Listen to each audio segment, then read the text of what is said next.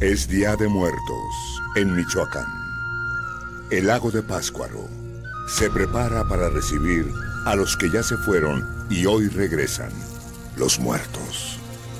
Todo se alista para guiar, con aromas y luz, el regreso de las ánimas a su hogar, en donde les aguarda un altar de bienvenida.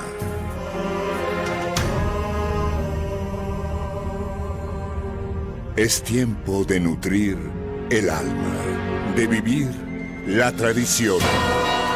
El vuelo de blancas mariposas acompaña a los que se embarcan rumbo al cementerio, cargados de flores y frutos para adornar las tumbas donde reposan los que se han adelantado.